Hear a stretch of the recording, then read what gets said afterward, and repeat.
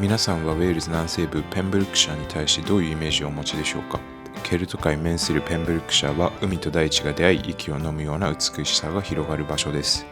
歴史、伝統、そしてコミュニティが息づくこの一帯の裏側で静かなる危機に直面しています。一部町における家屋の 40% 以上が別荘やバケーションレンタルとして使われ、都市の大半は空き家のまま。その一方で過去5年間の平均住宅価格は 35% 以上も上昇し、お金持ちの行楽地、そして投資対象へと変わりつつあります。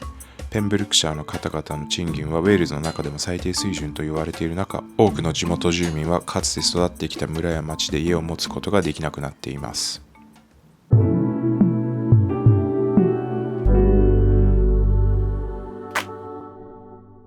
皆さんこんにちは、シンです。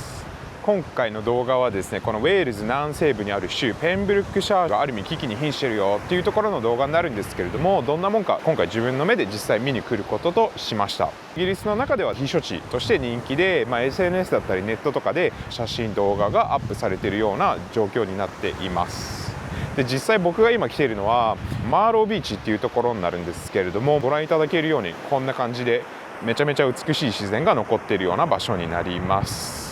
で、ペンブルックシャーの一部の町ではですね、別荘地価の割合っていうのが4割5割に達する町とかもあってですね、状況は非常に深刻だと僕は理解していて、イギリスの中でもですね 40-50% の別荘地価の割合っていうのが非常に高い水準になっているんですよね。なんですけど、全ての別荘が別荘として使われているのかって言われると、それはそれで違うみたいで、民宿だったりエアビーだったりホリデーレンタルとして使われているんですよね。ウェールズ全体における別荘の割合は 2% 前後と言われている中、ペンブルックシャーの沿岸部はその20倍以上にもなり、別荘地価の割合は上昇傾向にあります。実際ここ5年間の別荘やホリデーレンタルの数は 30% 以上も増加したお話があります。で、今は夏場なんで街中とかは観光客で賑わってるんですけれども、これが冬場になるとまず観光客がいなくなって、でお店もオープンする必要がなくなるので、お店も閉じた状態ですとなった時に、その街全体が少し暗くなってしまうっていうので、住民からするとかなり複雑なんじゃないかなと思います。ペンブルックシャーの平均住宅価格は現在22万ポンド前後と言われている中、地元の平均年収は2万4000ポンドにとどまり、収入の10倍近くに達するギャップは低下簡単に届く価格帯ではありません。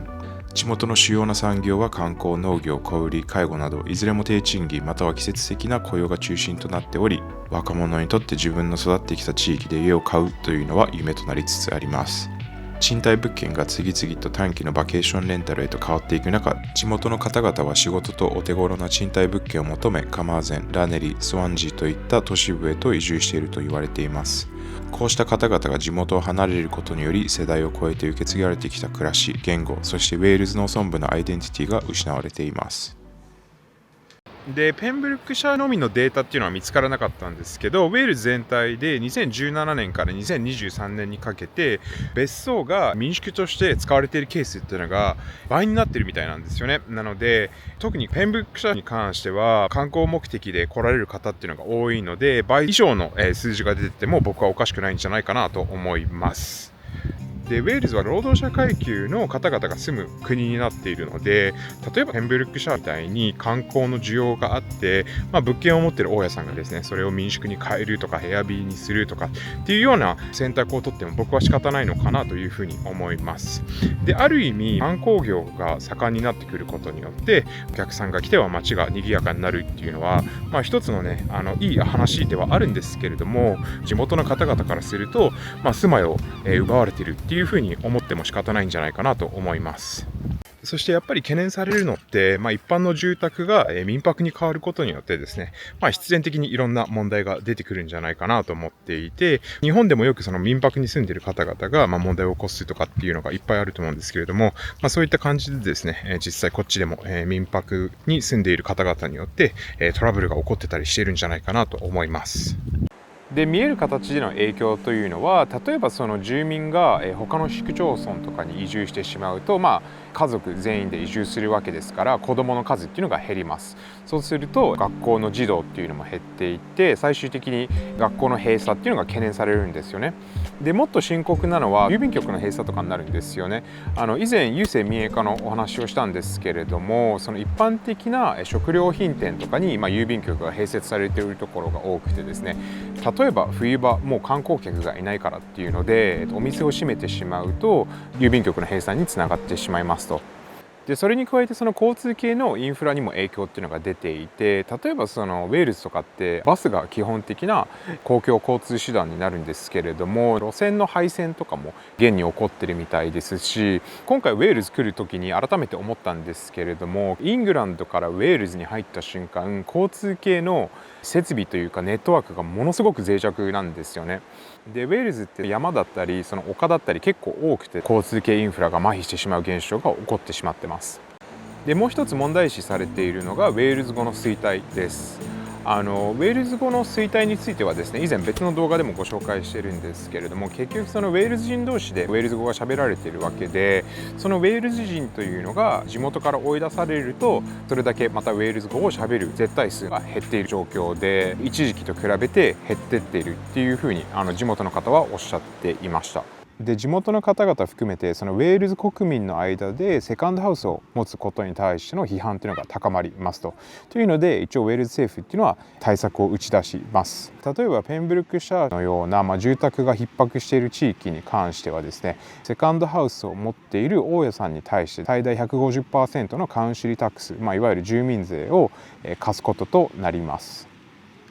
一見 150% の課税は負担が大きそうに見えますが、実際はそうでもありません。例えば年間およそ1700ポンドの住民税を払っている方が同クラスの物件をセカンドハウスとして買った場合、 1.5 倍の2550ポンドの税金がかかるという計算。20から30万ポンドの物件を別荘として買っている方からすると 150% のカウンシルタックスは微々たるものでしかなく、夏場のピークシーズンには週1500ポンドもの収益が見込めるので、短期レンタルで貸し出している大家さんからすると、この造成策は対策を打っているようで打ってないのが現状です。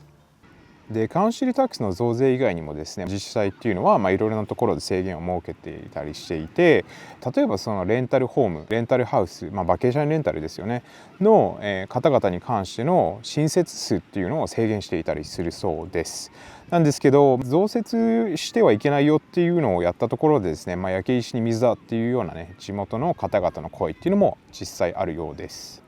で本来であればこういった住宅不足というか住宅問題は政府がどうにかしなきゃいけないと思うんですけれども、政府もね結構動きにくいんじゃないかなと僕は察します。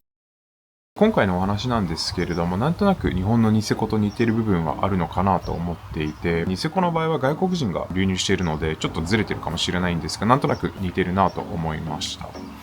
で今回ホテルを予約するのにですね、いろいろなサイトで比較しながら調べてたんですけれども、もうほぼ満室の状態でなかなか見つからなかったんですよね。で最終的に見つかったのが民宿っぽいところになっていて、これが新しい民宿なのかずっと前からある民宿なのかってちょっと僕はそれは分からないんですけれども、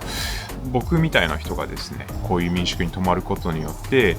ウェールズの地元の方々を追い出しているっていう現実があるのを考えた時にちょっと思うところはいろいろありますね。ただね、これが一つの流れとして受け入れるべきなのか、それともどうにかしなきゃいけないのかっていうのがちょっとね